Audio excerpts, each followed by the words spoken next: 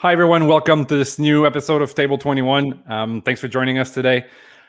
It is a hopeful day today, I find, as everything reopens wherever you are listening to this, and life is going back more and more to normal, everywhere for everybody. I'm in Montreal, Canada. Summer is upon us. I believe our guest today is in somewhere hotter and sunnier, but Mark Setterington, from the CEO and co-founder at Island Fin Poke, is joining me today. They are a brand. Obviously, I'm sure you've heard about pokés. They're very popular. I love them myself. Very popular in my house. I find that the brands that are in that circle are very optimistic, happy, sunny. Reminds you, the Hawaiian-style poke and the sun and all that. And Mark and his partner Paul are building a brand very, very quickly. Started in 2016. They started franchising 2.5 years ago, and they went from 2 stores to 16 now. They opened up 7 in 2020, 6 this year. They have a bunch more coming on the way. So they're growing really fast. They have a very family-oriented style. They're both experienced hospitality people. So when I came across Mark's profile, I was like, I want to have him on. I want to hear him. I'm sure he's got some great insights. So without any further ado, how are you, Mark? Good. Thank you for having me. Thank you for coming on. I'm very excited to have you. We've been trying to do this for a few weeks, but you guys are so busy. You were working on an opening, and you're like, I need to try to find some time to set this in and fit this in. So I'm glad that we got to do that. Before we start talking business, and I want to learn more because I want to know how you got in the business. I know before you started Island Fin, you were managing something like 10 stores, I think, like 5 in Vegas and 5 in LA. So I'm sure there's a lot of insights that you've brought to what you're building now. But before we do that, I want to get to know a little bit more about you, because I find that once we know our guests a little more, it's fun to hear even more about what they're building. So I'll throw a couple of this or that question your way if you don't mind. Sounds good. Beautiful. So are you an early riser or a night owl? Early riser. Early riser? I wasn't sure, not knowing you, since you've worked in, I didn't know, working in Vegas and LA, if that was like more of the nightlife stuff. But I guess you're a family man like me, right? So it comes with the early mornings. Get up in the morning and get my day going. Yeah, that's the great thing when you're building something that you love, right?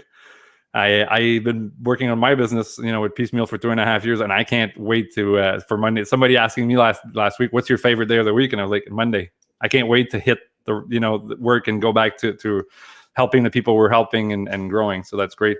I don't know if you like to work out, but are you more a jogging type of guy or a gym kind of guy?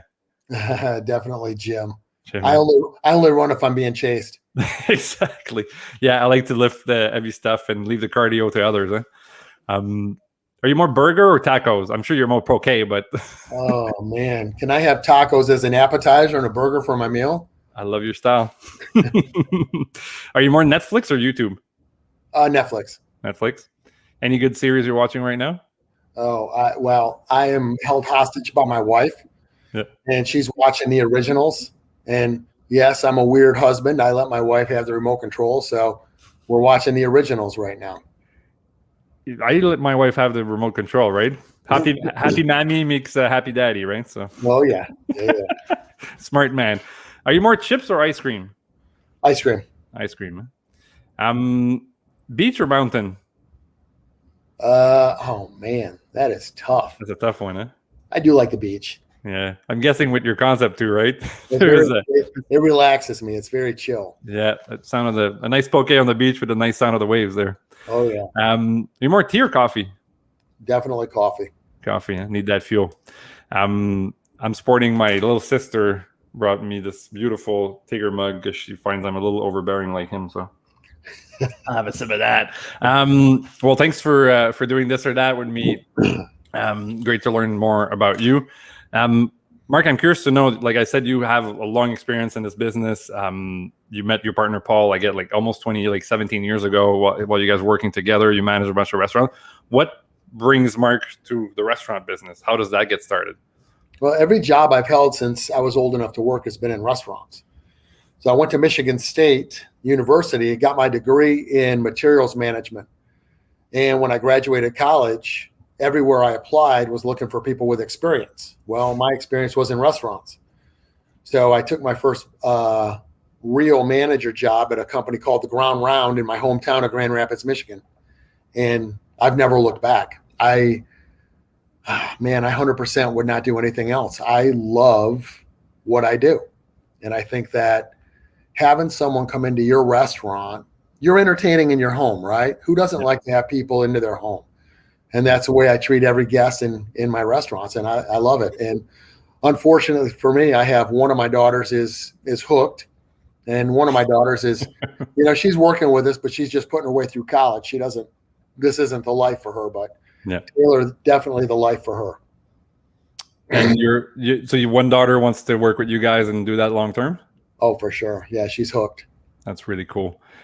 Is she working in a restaurant or more corporate with you guys, or what is she? She's corporate. She's my training manager. She trains every franchisee, and she goes to every new store opening and trains all the new team members. That's got to be an awesome job. When I've had a chance to do similar stuff, and when you're young and all that, it's really cool to do because you get to travel and you get to meet all kinds of people. And if she's bought into the brand, that's really cool. I had my kids later, like we have a baby and I have a 3.5-year-old, and my 3.5-year-old just told me recently that she wants to come and work with me and she wants to come and run my company. So I said, well, you better study and work hard, but for sure, I'd love to do that. It's got to be pretty cool to work with your kids. There's nothing better.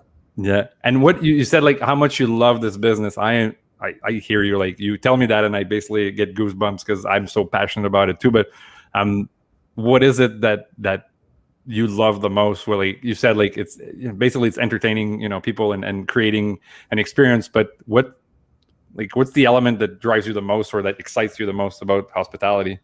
I think the greatest thing is it never feels like work, and every day is completely different than the last. It never feels like Groundhog Day. Yeah. Right? There's new challenges every day. There's new victories every day. There's new obstacles every day. So even after 30 plus years in it, I'm still energized every day. I get up and go into one of the restaurants. Yeah. I love how you put it. I feel the same way. I always said, like, I have a lack of focus, like a lot of people are in industry, right? It's kind of like, ooh, they give you a squirrel, right?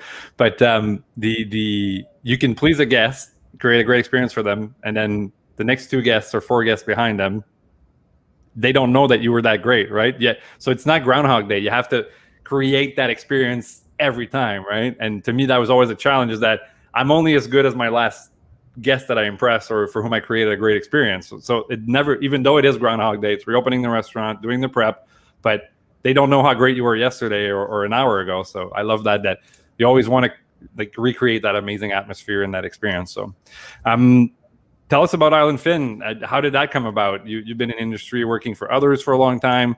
You probably, like a lot of people, wanted to have your own thing, but now you have a brand that seems to be growing really fast, that is really appreciated out there. What's the story behind Island Fin?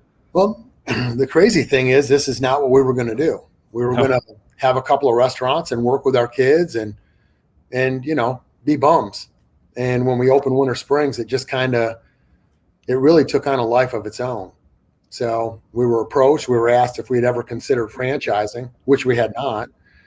And we haven't looked back. In 2.5 years, we've sold 41 locations. We'll close on number 42 this week.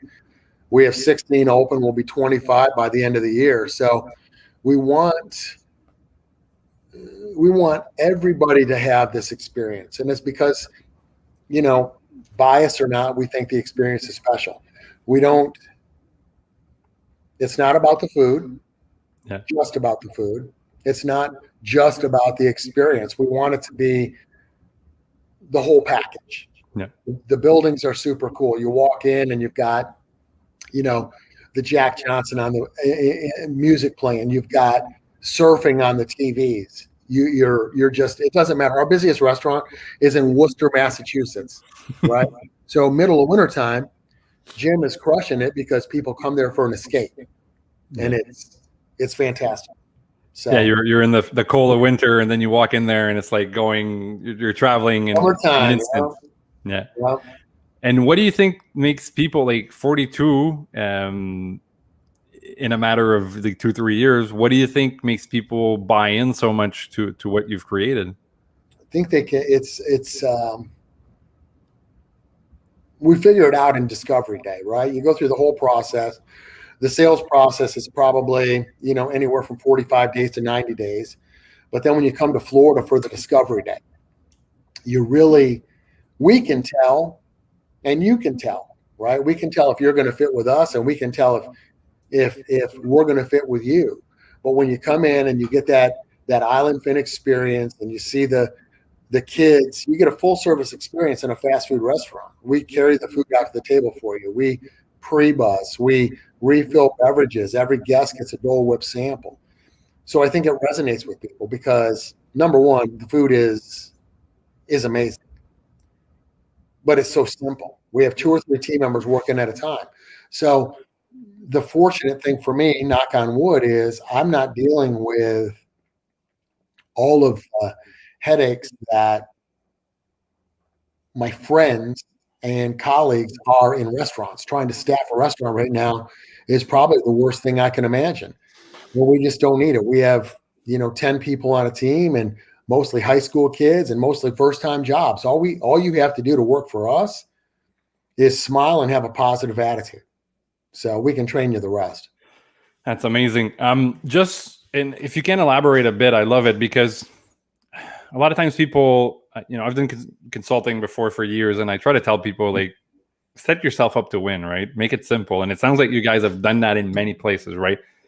A concept where people feel special, right? It's not just about, like you said, it's not just about the food. But basically, for those who don't know, pokés are I think Hawaiian inspired. I think they come from different places, but mainly Hawaii, where it's a bowl that you either have a grain or a salad, then fish and some sauces and vegetables and all that. So very fresh, very, very. But in your case, it's basically assembling what the guest is asking for, right? So a rice, a salmon, whatever the ingredients are. I think you guys have 25 ingredients, I remember reading, or something like that. And upwards of 30 now. And the real difference maker is so across the street from one of my restaurants in El Segundo was he was an older Hawaiian guy. He had a poke shop. So when I went to California, this is what I would eat. And when I would talk to him, he said, here's the deal, Mark. Everyone can have the same fish. Everyone can have the same toppings. The place where you're going to make a name for yourself is in your sauces. So every one of our sauces is house made. All of our ingredients, except for 3, are gluten-free. Tempura crisp, wontons, and crispy onions. Other than that, the base for our marinating sauces, we only use Aloha Shoyu premium gluten-free soy sauce. And we could save a lot of money using another soy sauce. Well, we won't do it because Aloha Shoyu is, it's the Rolls Royce of soy sauce, right? Yeah. So we don't shortcut ingredients. And like I said, all of the sauces are house made. And they're just different. It's not, you have our spicy mayo. It's not like any spicy mayo you've had. So that's what makes it special on the food side. So simple but efficient is what I understand, right? Like simple in the concept, simple in operations, because that makes that you don't need a trained chef to work it. Like you said, if you can smile and listen to a guest and put together ingredients. And I love what you say is something that I like to bring up with many people. When people see you as, let's say 3-star service, or in your case, like, fast food, or however, like, which category you're perceived in, like you said, you give that service, you bring food to the table, you do refills, you'll pre-bus. This gives you the impression of, oh my God, like this is next level. For the same price that I pay somewhere else, I get that extra level of service, that extra experience. And I think that's how brands differentiate themselves. And I think that's probably one of the reasons that you're growing this fast. Like you've kept it simple operationally, but also brought the experience to the next level, which is a great opportunity. Definitely resonates with people. Yeah, for sure. People want a little bit more for their money. I don't know about you. You've worked in other restaurants before, many of them. I'm sure you've done openings before. Now you're pounding openings like 6, like one a month, pretty much, or close to right now. Every opening I've done, I've had a crazy experience. From a waterfall that wasn't supposed to be there behind the TV to firefighters coming in and discovering that some of the stuff wasn't up to code. We had 12 hours to fix it before a grand opening. I've had all kinds of stories. Do you have any funny or weird things that have happened in the 16 openings you've done in the last 2 years? Fortunately, no. No. And what it comes to is we don't have all of your typical restaurant infrastructure. We're a retail space. We don't cook anything except for rice in electric rice pots. Yeah. So every restaurant I've worked in other restaurants, I've got all kinds of those stories for you. But when it comes to Island Fin, even the building is so simple that we don't run into these roadblocks. So it's been awesome. Again, knock on wood, right? Oh yeah. Do you you've been in the business a long time. You've learned a lot through that. It seems that you've applied a lot of those learnings to what you're building now. If you could go back 20 years and talk to younger Mark, any few tips you would share with a younger version of yourself to simplify the last 20 years? Yeah, I think the real keys are treat your team like they're not replaceable, right? And early on in my career, it was, I was tough. I was, people watch Gordon Ramsay on TV, and he's a teddy bear, right? Because back when I started out, it was, do the job or get the F out, and that's just how it was. And I remember the day that I learned that lesson, and it really changed my restaurant career. And my boss came in. I was a kitchen manager. I was on Expo on a Friday night, and it was my birthday.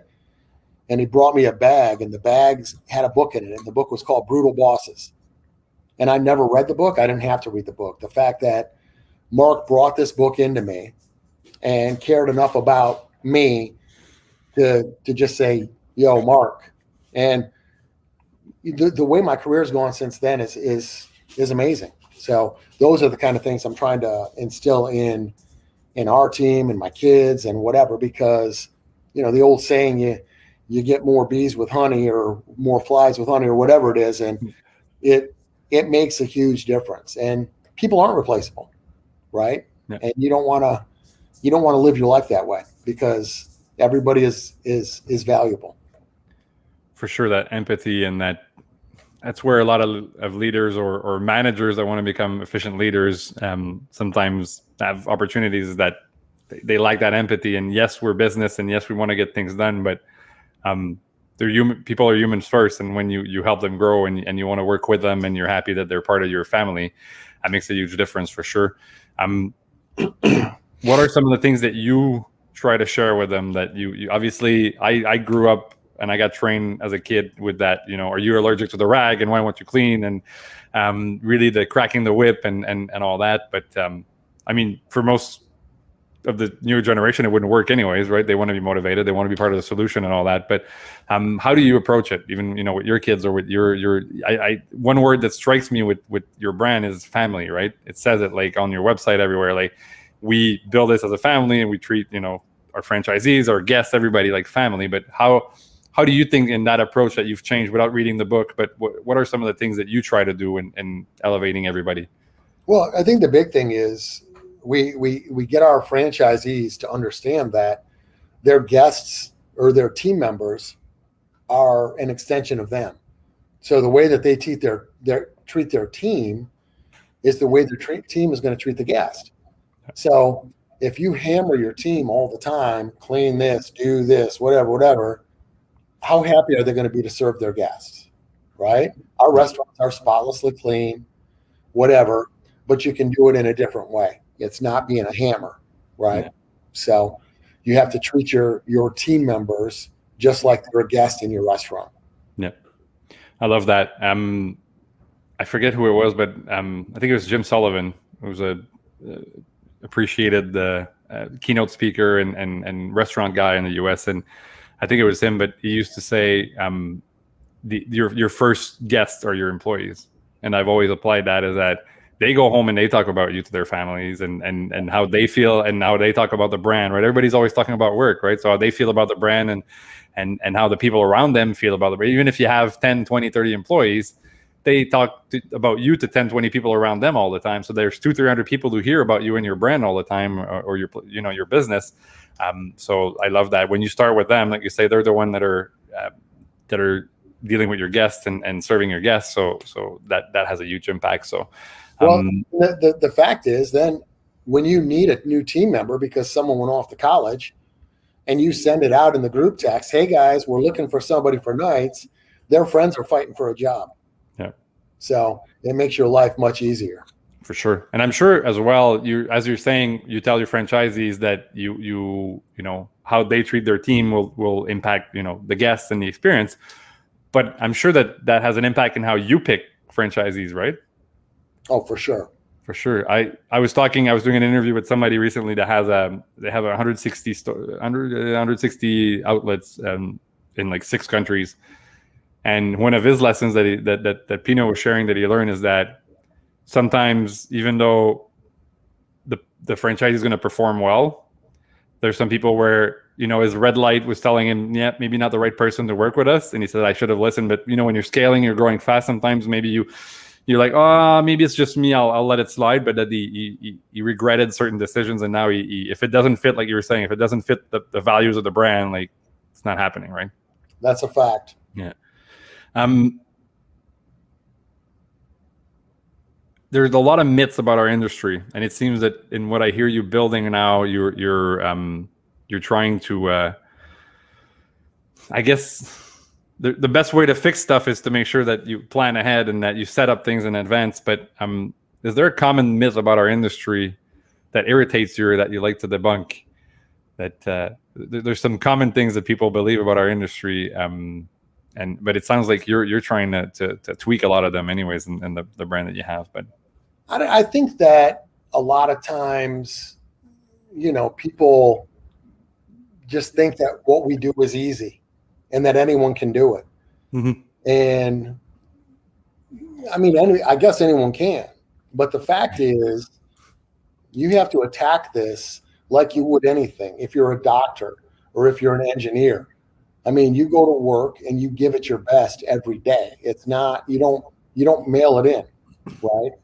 And that's what people should understand, that you're going to get out of it what you put into it.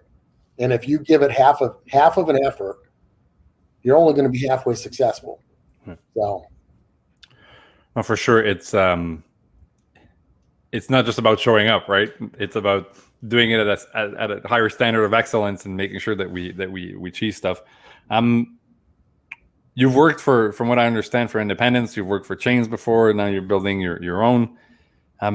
Scaling a brand. A lot of people, especially now with everything that's happened, and whether it's restaurants that are turning to delivery and other stuff, whether it's you know, like independents or 2-3 locations that want to scale and go to more locations and stuff like that. What are some of the most important elements into scaling a brand? As a franchisor, but even as a franchisee that wants to operate multiple stores and stuff like that, what do you see as like the people that you've either yourself or others, but the ones that are successful, what do they do differently? What's important in making sure that you can scale? The biggest thing is consistency. So the franchisees that have the most success understand the fact that they bought a franchise. So what you're buying my mistakes. Right? You're buying the playbook. We built the playbook so that you don't make the mistakes that I've made in my career. No. So we have a franchisee in Wesley Chapel, and whenever anybody calls Jeff to validate, one of the comments that he makes to him is, when I finally tried to stop outthinking or outsmarting Mark, we started moving. And that's what it comes to. If you don't buy into the franchise model, then don't do it. Come up with your own plan and do your own thing. And I would encourage that. But if you decide on the franchise model, buy a franchise that you believe in and go all in, chips to the center of the table, and go a million miles an hour. Yeah, buy into the concept, right? If I learned that I'm working for McDonald's 20 years ago, I was showing the territory manager one day as a store manager, and I was like, look, somebody showed me we could do this way, right? Which was not the standard way. And she was like, well, if you want to go create your own burger brand, you can go do it that way there. But here we don't do it that way because consistency is key. We want to make sure that, our guests, whether, and that's the great thing with great concepts, right? Is that whether I go to the Worcester location or Tampa or anywhere else, I expect to have the same experience, right? 100%. And I want to have that consistency, which I think is probably the most important word in our business, is that when people give, if you get an experience here one time and here one time, right, you might as well get, I tell people, if you're trying to give a 9 out of 10 once in a while and then a 5, you better give a 7 all the time, and that people know exactly what they're getting, right? The same thing with you. If you guys you said you'll bring the food to the table, you'll pre-bus, you'll do stuff like that. Well, if you don't do that one day, your guests are like, well, why now? Why did I get that last time and I'm not getting that today, right? So you've set the expectation, and then you need to make sure that you hit that every time and you're consistent. So I think that's really good. You work with a lot of people. You've been working with your co-founder Paul for what, 20, well, on and off, but for over 20 years. How did you guys come with you? How did you guys come from doing what you were doing to saying, "Hey, we're starting Island Fin"? Well, it was, guys are. So Paul was my bar manager at Bahama Breeze. Yeah. And, guys are, it's like, we're going to do our own thing. We're going to stop working for the man. And, I was out for lunch with my wife and kids in Vegas, and Paul sent me a text message that he quit his job of 20 years. And I'm like, holy hell, what are we going to do? Right. So, flew him to LA and took him to all the places that I liked, because I didn't want to just start a restaurant, right? It had to be a lifestyle. It had to be better than what I was doing. I mean, I was making a lot of money and working Monday to Friday, and my job was pretty easy, right? Yeah. This had to be a lifestyle change.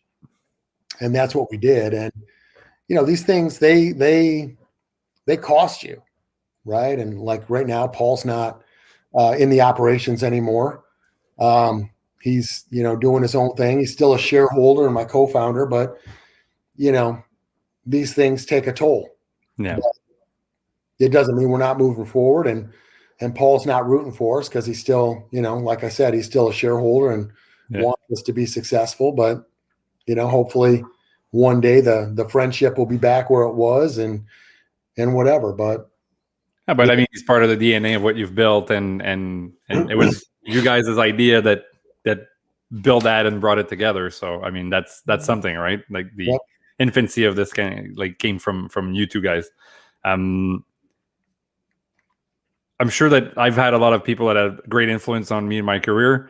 Who would be 2 or 3 people that we say would have a good influence in helping you become, the leader and the mark that you are today? I think one of the first ones would be Alan Palmieri. And I think it's because of everything about Bahama Breeze back when I worked for Bahama Breeze was culture. Yeah. And that was all about Alan. He was great. The operations, the business aspect, but the culture piece is what I took away most from him. And I think that's what it is important about our brand, is we're a culturally based company. And then probably the second would be Mark Colleen, the man I mentioned earlier about, the book, The Brutal Bosses. Yeah. And it's because, that one moment in time really, really shaped who I am. So, and that's it. For me, I take those two and I want to be an inspiration in the people that work for us. I want to be an inspiration in their lives. So hopefully they try to do a little bit better.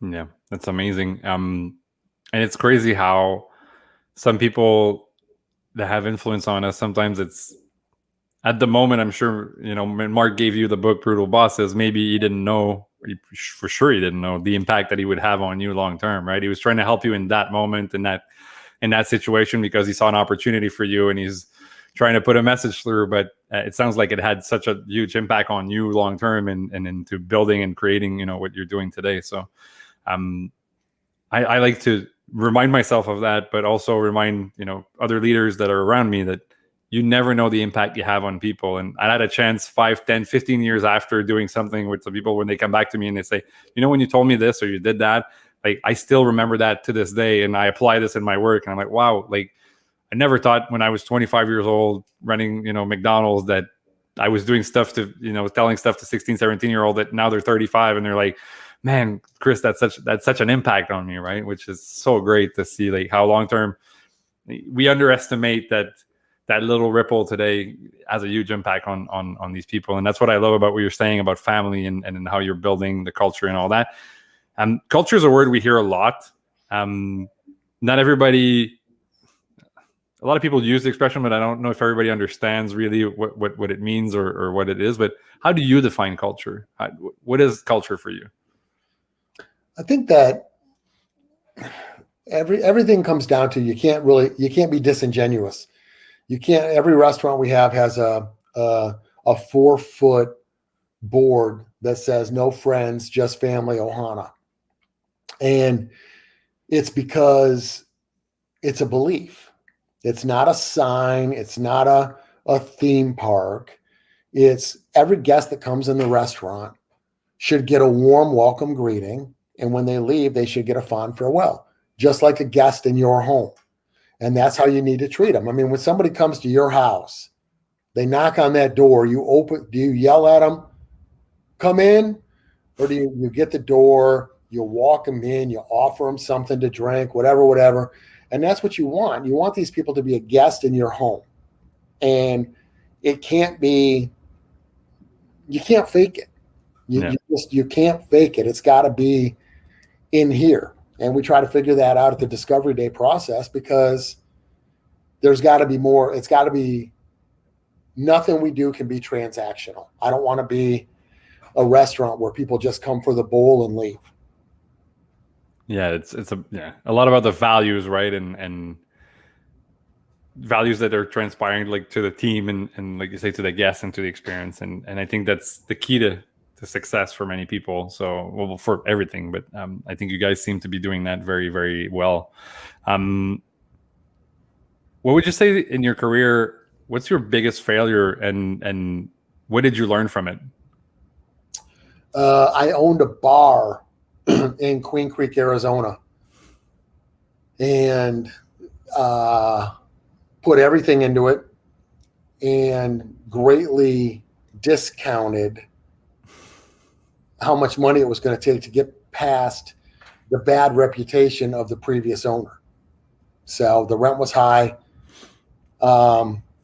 average location, but I don't do anything halfway. We went all in. Terry, my wife, was like, "Go for it. You want to have your own thing. You've always said it."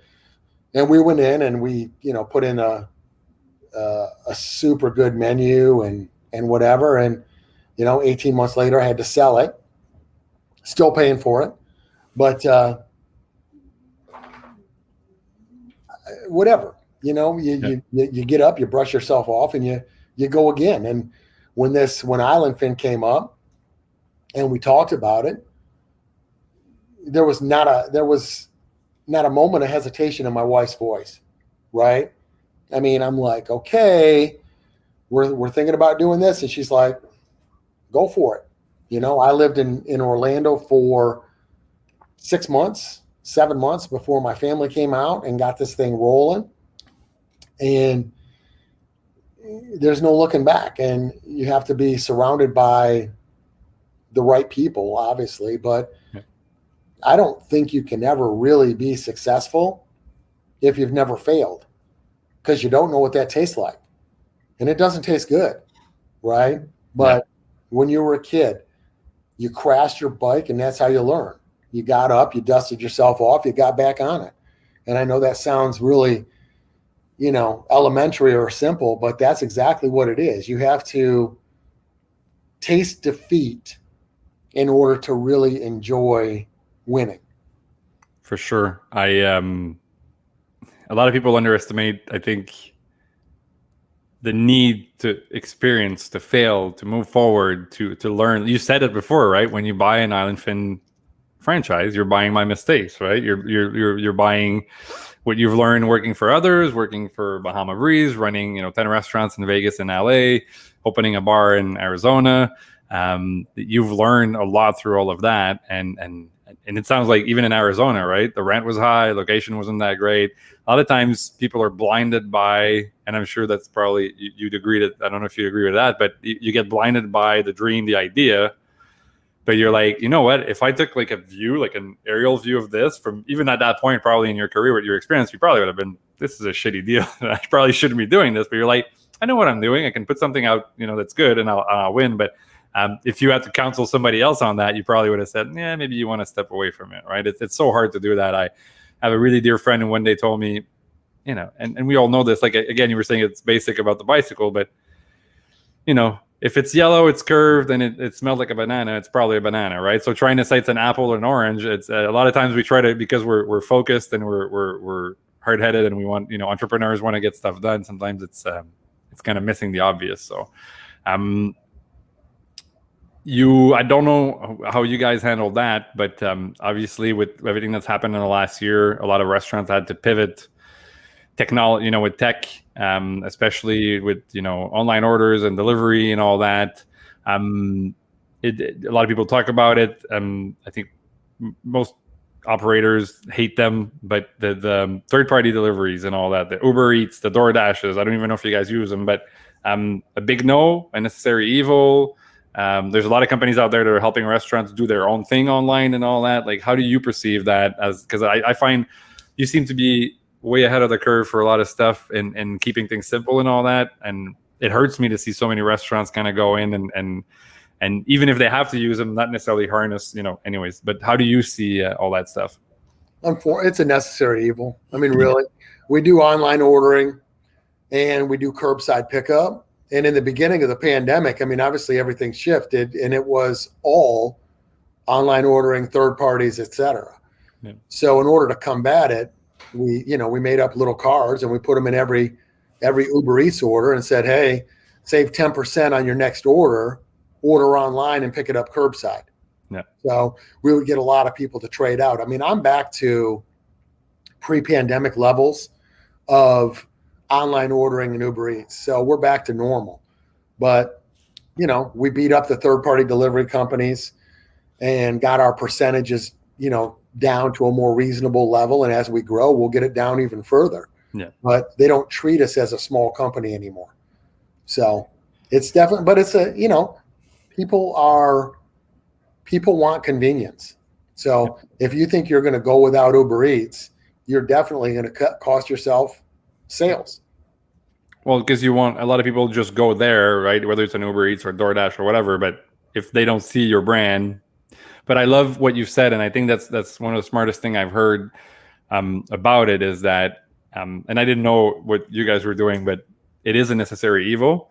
And what saddens me is when people are not trying to bring people back to themselves, right? So it's fine that you're there, but I was hearing somebody last year and doing exactly what you guys do is to say every order that goes out gets a coupon saying, hey, you guys want to do this better, order directly from us, pick it up, whatever. Like there's a ton of tools out there to allow you to sell online and to do your own delivery, but these guys will take your customers. You need to find a way to, if their customer comes from there or a guest comes from there, that they have the ability or the possibility of ordering directly through you.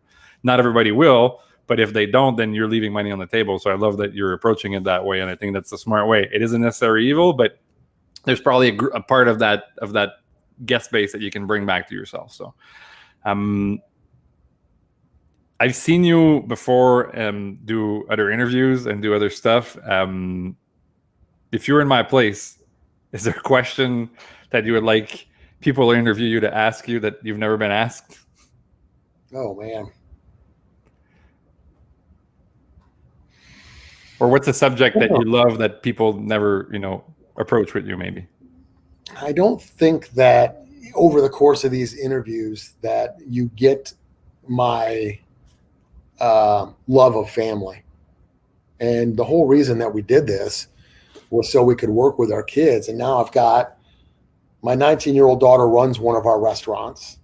My 20-year-old daughter is our training manager. And as many franchises as we sell and restaurants that we open, I think the thing I'm most proud of is watching these girls grow. I mean, they're both full-time students. They both work for me more than full-time because I'm a little bit of a slave driver. But it's, they take it on and they love it. And for me, it's just the greatest thing. So it makes you more personal. It's not just business, and I don't ever want it to be just business. Yeah. Otherwise, it takes kind of the life out of it, right? We're in hospitality, we want to make people happy, but what makes us happy is our families and our kids and stuff like that. So, I think that's amazing. So your eldest daughter is your training manager. Is that something that she put together training wise? Did you help her out with that? How is she handling that whole thing? Oh, that kid. So if you looked at us 6 months ago and looked at us now, we're a completely different company. And I mean that we have an architect that works nationwide. We have a construction company that works nationwide. We have a national sign company. We have everything the big boys have. Yeah. And Taylor has completely redesigned the training process and manual, and she's redoing it now and putting in testing and whatnot. So this kid is driven. I mean, she's not a normal 20-year-old kid. She's a you and me in a 20-year-old's body, but when she's not doing schoolwork, she's doing island fin work, and she's a hustler. Everybody that comes down for training gets a binder, and it's their Bible. And if they follow the binder, they can open their restaurant with ease. So it's awesome. That's amazing. What is she studying? Business. I figured it was probably something like that, but she was, when she got her degree, she's got 2 semesters left, and she was going to be done. And now she's talking about going back and getting her master's in, organizational development. And I'm like, done. I mean, that's something we can put to use. For sure. And it must be fun too for you growing a brand that quickly, that fast, something that's so dear to your heart and family focused, but to know that, she's probably there to take over eventually as maybe you want to, slow down, probably not tomorrow, but down the line, to know that you have somebody that, like you said, is a hustler and gets hospitality and is in there. So shout out to both of your daughters that are in the business. That's amazing. Talked a lot about business. I said at the beginning, I want to talk about you. So I started with this or that, but now I'd like to do some rapid fire. And I say rapid fire, but sometimes it's not that rapid because the conversations get still pretty interesting. Do you enjoy a beverage once in a while? Are you a beer, wine, or spirits guy? Or I very rarely drink. Yeah. But when I do, it's tequila. Nice. And I drink until I'm done. And we don't know when that is, right? Oh, I know when it is. Yeah. I know what it is. And I mean, I'll have a party at my house, and when I'm done, I'm done. Yeah. And I go to bed, and I leave everybody else hanging. You guys pick it up. I'm going to bed. See you next time. Any favorite brand tequila wise? I love tequila. Chamucas. Yeah. And it's only reposado, and it ages in old bourbon barrels, and it's sipping tequila. It is just smooth. Do not throw that into a frozen margarita because somebody will punch you. You do not waste it. Yeah, especially I love it with that bourbon barrel. Probably gets a nice color and a little bit more even darker reposado color. So that's really cool. Sounds like you guys have restaurants all over. You got people like nationally that you're expanding the brand and all that. What's the best trip you've ever taken traveling? Man, we don't travel much. We went on our 20th anniversary. We did a family trip to the Keys, and it was good because we really didn't have anything planned. We did nothing but, water and eat and just, me and Terry and the girls. And it was great. I mean, we don't take just us trips. Everything we go somewhere, it's family. It's funny. I've done probably 20, 30 table 21s now, and every time I ask that question, everybody's answer is we've done a lot of trips or we've traveled or whatever, but it's always a family trip that takes the cake. And it's always we went to Italy with the family, or we went to the Keys, or we did that. And our last trip right before the pandemic was with the well, actually our youngest one wasn't born, but with our daughter to the Bahamas, and it was the kid. It's what 16 months ago, and our daughter talks about it almost every day. It's those are memories that'll last you a lifetime. Nope, you can't pay for that. Yeah. We talked a lot about Island Fin, but I'm curious. You said you can order online, obviously. If you go to your website, I wanted to touch that before I got into rapid fire. But you, what's the best way to order or eat from one of your restaurants? Is online ordering and curbside pickup? Or most locations are probably reopened right now, right? Yeah, everybody's reopened. So you really want to come in and get the whole experience. Yeah.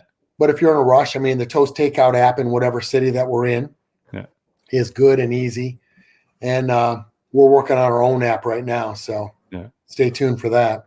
For sure. But again, like you said, it's about going in and getting the surf on the TV, the Jack Johnson and the speakers and getting the real experience for sure. Yeah. What's you've worked in many restaurants in many places. Other than your own, what's your favorite restaurant? To go to now? Yeah. Or even in the past, or one place that you're like, man, when I lived there, I used to love to go to that place, or one place that's close to your heart. My two favorite jobs were Bahama Breeze and Margaritaville. And it was really about because they were hard jobs, right? Bahama Breeze was high volume, scratch kitchen. Everything from scratch. So back when I was there. And it was hard, and not everybody could do it. So when you went to work, you knew you were working with the best of the best. Margaritaville, that's the job that took me to Vegas. $40 million in volume, 27,000 square feet, 2 kitchens, 6 bars, a 3,000 square foot retail store. It was, I had 400 people working for me, 30 plus managers. It was incredible. You were running a small country.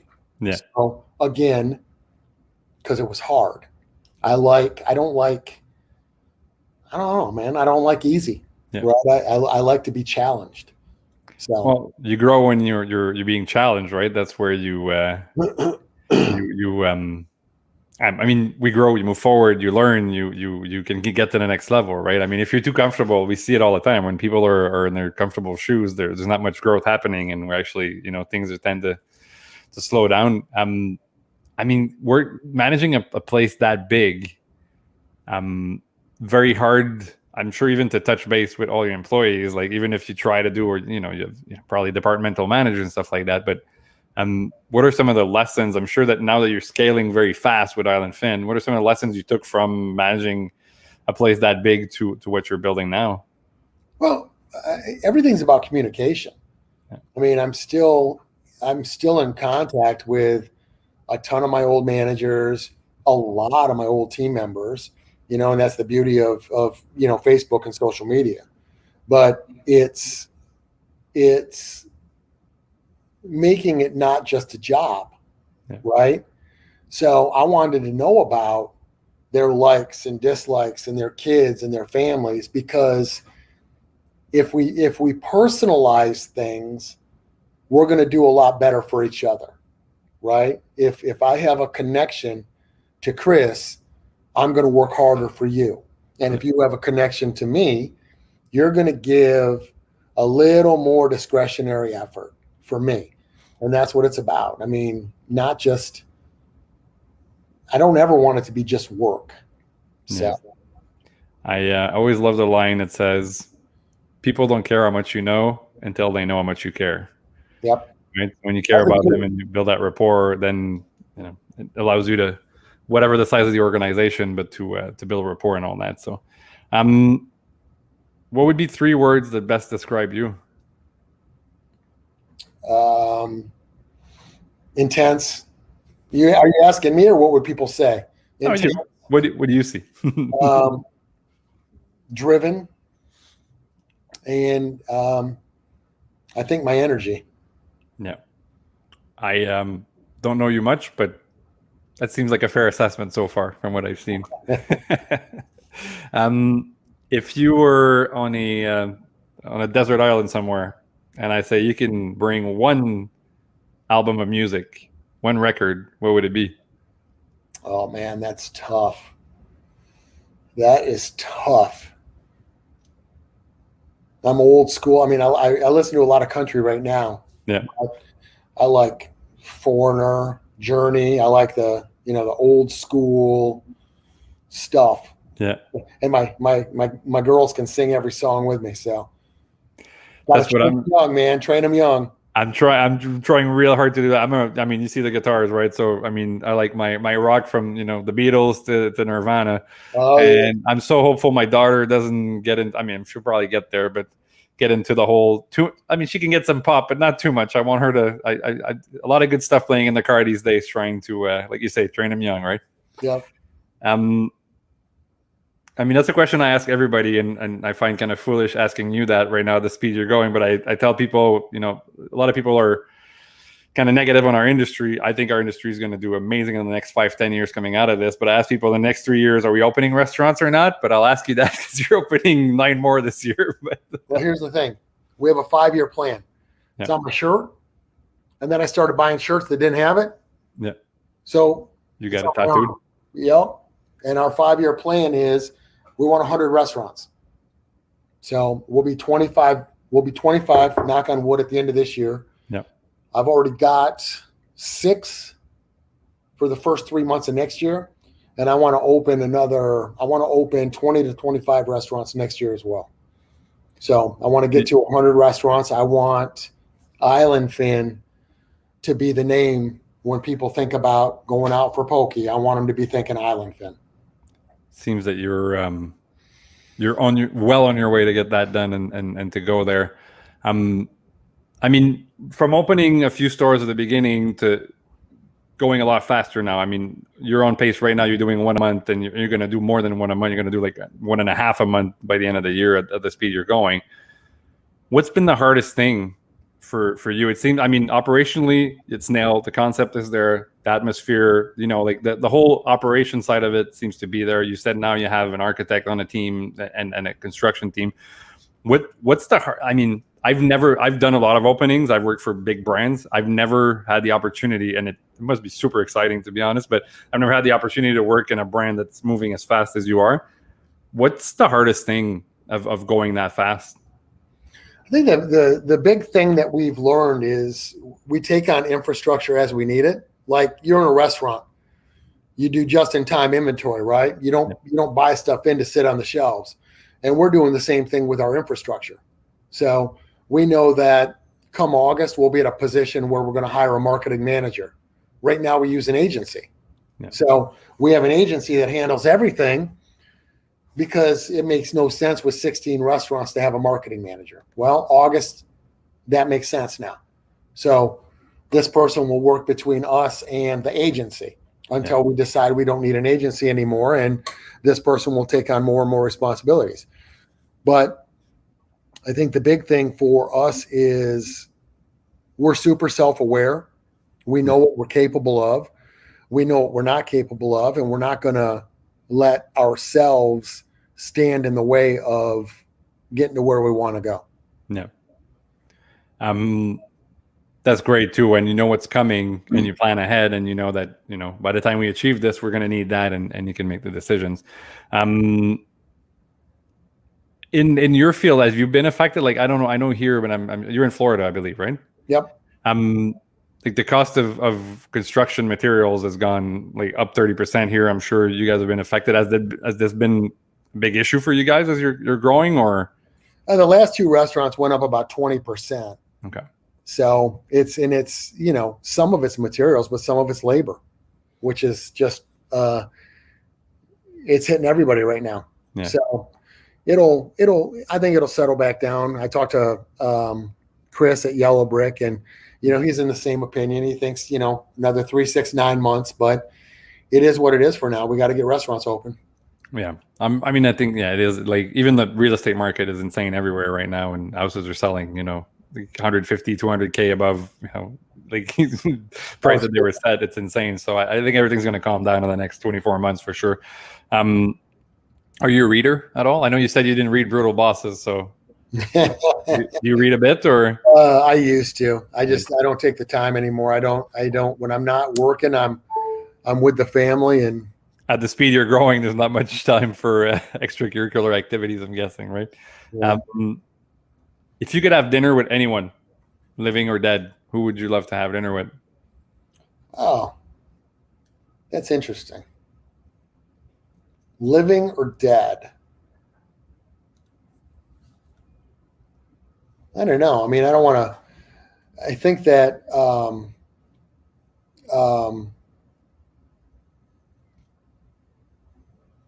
I don't know. I mean, I don't really idolize anybody like that. I look up to, the people that are around me that inspire me, and that's my kids, my wife. Yeah. I think that. Or anybody in our industry that you'd be curious to pick their brains or to have a chat with. I think Anthony Bourdain. Yeah. That some of the things that he did, I think that the amount of people that idolized him, and the amount of people who he had an impact on, it'd be interesting to talk to him about what his thoughts are about the kind of impact he was able to have on common people like me, So the crazy power of publishing, writing, media, and stuff like that, it's insane, right? Because everybody agrees, even himself agrees, that he was probably a good chef, and he ran some nice restaurants in New York, but he wasn't an outstanding chef, right? He wasn't nothing but the attraction that he was able to create with so many of us and so many people in our industry. It's pretty. It was just a dude. Yeah. It was just a guy, and people could relate. Yeah, and you see him, and you're like, man, everybody would like to sit down with him and have a beer or a tequila, or like there's definitely a very full table. I'm sorry? There'd be a very full table. Yeah, for sure. Mark, it's been a pleasure, honor to have you on, to hear about what you're building. Thank you for taking the time. I can't wait I'm in Montreal, Canada, right? So I can't wait for border to reopen. So in my next trip, I find an island fin poke, because I want to live that experience, and I want to go in and try you guys out. Probably in my next trip in Massachusetts or somewhere around there, I'll definitely try to hit you guys, or if I go down south somewhere. But congrats on all the success on what you're building. I love the family angle of it. Your daughters and your great wife behind you, supporting you. You're saying how Terry, I believe, right, is very supportive of you. That's because you're a smart guy and you let her handle the remote. So that's why now she believes in you and pushes you in all these crazy business projects. But thanks for coming on, Mark.